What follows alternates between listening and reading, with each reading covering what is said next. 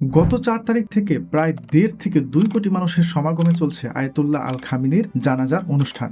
এখন অনেকের মনে একটি প্রশ্ন যে আয়াতুল্লাহ আল খামিনিকে হত্যা করা হয়েছে তো অনেক পূর্বে, অনেক আগে, তাহলে এতদিন পর্যন্ত তার দেহ বা বডি কোথায় ছিল? কেন এতদিন পর্যন্ত তাকে দাফন কাফন করা হয় নাই? এর কারণ কি? এর পেছনে কিন্তু ইরানের অনেক বড় একটি পলিটিক্স লুকিয়ে রয়েছে।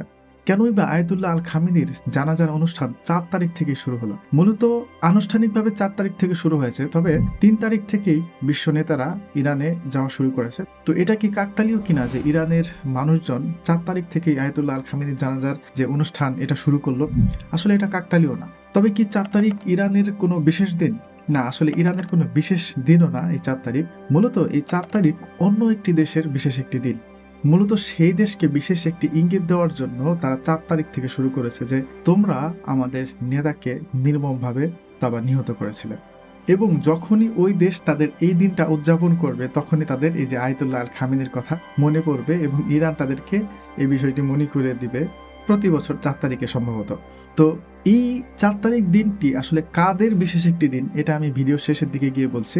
মূলত আমার আজকের ভিডিওর মূল বিষয়বস্তু হচ্ছে যে প্রায় ১০০টি দেশের বেশি প্রতিনিধি দল আয়াতুল্লাহ আল খামিনির এই যে জানাজায় অংশগ্রহণ করেছিলেন। তো যখনই কোনো প্রতিনিধি একটি দল আয়াতুল্লাহ আল খামিনির যেখানে বডি রাখা হয়েছে তার সামনে শ্রদ্ধার জন্য দাঁড়িয়েছেন, তখন তাদের উদ্দেশ্য করে সেখানে থাকা একজন কারি কোরআনের আয়াত তেলাওয়াত করেছেন। তো প্রত্যেক প্রতিনিধি দলের জন্য আলাদা আলাদা কোরআনের আয়াত তেলাওয়াত করেছেন এবং সেই প্রতিটি কোরআনের আয়াত কিন্তু বিশেষ একটি অর্থ বহন করেছেন। এবং বিশেষ করে যখন সৌদি আরবের প্রতিনিধি দল আয়াতুল্লাহ আল খামিনির কফিনের সামনে গিয়ে দাঁড়ালেন, তখন কিন্তু তাদেরকে একটি কূটনৈতিক জবাব দিয়েছেন কোরআনের আয়াত দিয়ে। এবং বাংলাদেশের ক্ষেত্রেও কিন্তু অনেক সুন্দর একটি অর্থবোধক আয়াত ব্যবহার করা হয়েছে। তো আমি মূলত আমাদের এশিয়ার যে দেশগুলো রয়েছে যেমন মালয়েশিয়া, বাংলাদেশ, পাকিস্তান, সৌদি আরব, কাতার, ফিলিস্তিন, তো এই দেশগুলোর প্রতিনিধি দলের সামনে কোরআনের কোন কোন আয়াতগুলো তেলাওয়াত করা হয়েছিল, তো সেই আয়াতগুলোর অর্থ কি, সেই আয়াতগুলোর অর্থই মূলত আমি আপনাদেরকে এখন পড়ে শোনাবো। তো আমি মালয়েশিয়ার প্রতিনিধি দল থেকে শুরু করি। মালয়েশিয়ার প্রতিনিধি দল যখন সেখানে উপস্থিত হয় তখন সূরা নিসার ৭৪ নম্বর আয়াত তেলাওয়াত করা হয়। এই আয়াতের অর্থ হচ্ছে যে অতএব যারা দুনিয়ার বিনিময়ে আখিরাত ক্রয় করে বা ক্রয় করতে চায় তারা যেন আল্লাহর পথে সংগ্রাম করে, এবং যারা আল্লাহর পথে যুদ্ধ করে শহীদ হয় অথবা ফিরে আসে তাদের জন্য আল্লাহর তরফ থেকে রয়েছে মহান প্রতিদান। এই আয়াতের অর্থ হচ্ছে এটা। এরপর যখন পাকিস্তানের প্রতিনিধি দল সেখানে উপস্থিত হয় তখন তেলাওয়াত করা হয় সূরা ইসরার আয়াত নম্বর ৮০। وقل رب أدخلني مدخل صدق وأخرجني مخرج صدق واجعل لي من لدنك سلطانا نصيرا। তো এই আয়াতের অর্থ হচ্ছে যে বলো হে আমার রব, যেখানে গমন আমার জন্য শুভ হয় বা সন্তোষজনক হয় আপনি আমাকে সেখানে নিয়ে যান, এবং যেখান থেকে নির্গমন করলে আমার জন্য শুভ বা সন্তোষজনক হয় সেখান থেকে আমাকে বের করে নিয়ে যান, এবং আপনার নিকট হতে আমাকে দান করুন সাহায্যকারী শক্তি। তো এই আয়াতে মূলত পাকিস্তানকে একজন সাহায্যকারী শক্তি বা বন্ধু হিসেবে আখ্যায়িত করা হয়েছে, যেহেতু পাকিস্তান ইরান এবং ইসরায়েলের মধ্যে যুদ্ধ থামানোর জন্য মধ্যস্থতা ভূমিকা পালন করেছিলেন।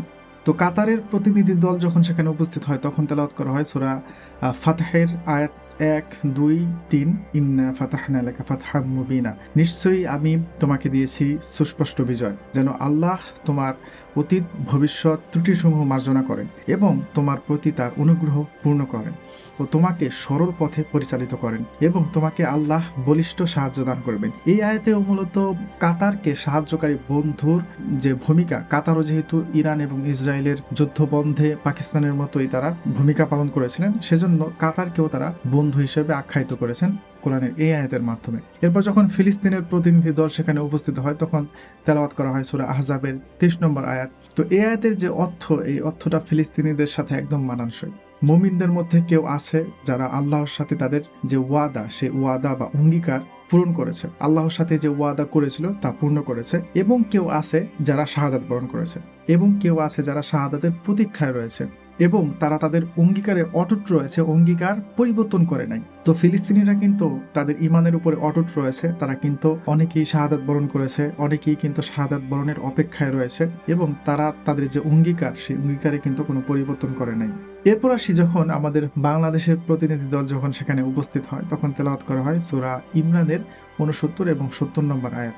এই আয়াতগুলি হচ্ছে ওয়ালা তাহসাবান্নাল্লাযীনা কুতিলু ফি সাবিলিল্লাহি আমওয়াতা বাল আহইয়াউন ইনদা রাব্বিহিম ইউরযাকুন। যারা আল্লাহর পথে নিহত হয়েছে তাদেরকে কখনো তোমরা মৃত মনে করো না, বরং তারা জীবিত, তারা তাদের রব হতে জীবিকা প্রাপ্ত। আল্লাহ তাদের স্বীয় অনুগ্রহ হয়ে দান করেছেন, তাতেই তারা পরিতুষ্ট এবং তাদের ভাইয়েরা যারা এখনো তাদের সাথে সম্মিলিত হয়নি তাদের এই অবস্থার প্রতিও তারা সন্তুষ্ট হয় যে তাদের কোনো ভয় নেই এবং তারা দুঃখিত হবে না। তো এই আয়াতের মাধ্যমে বাংলাদেশকে ইরান তাদের একটি বন্ধু দেশ বা বন্ধুরাষ্ট্র হিসেবেই কিন্তু তারা আখ্যায়িত করেছেন। তো সৌদি আরবের প্রতিনিধি দল যখন সেখানে উপস্থিত হয় তখন তেলাওয়াত করা হয় সূরা ইমরানের 13 নম্বর আয়াত। তো এই আয়াতের অর্থ হচ্ছে যে তোমাদের জন্য অবশ্যই শিক্ষা রয়েছে সেই দুটি দলের সংঘর্ষে যারা একে অপরের মুখোমুখি হয়েছিল। এক দল আল্লাহর পথে যুদ্ধ করেছিল আর অন্য দল ছিল অবিশ্বাসী। কাফিররা নিজেদের চোখে মুসলমানদেরকে তাদের প্রকৃত সংখ্যার দ্বিগুণ দেখিয়েছিল, আর আল্লাহ যাকে ইচ্ছা নিজের সাহায্য দিয়ে শক্তিশালী করেন। নিশ্চয়ই এর মধ্যে জ্ঞানী ও বিবেকবান মানুষের জন্য বড় শিক্ষা রয়েছে।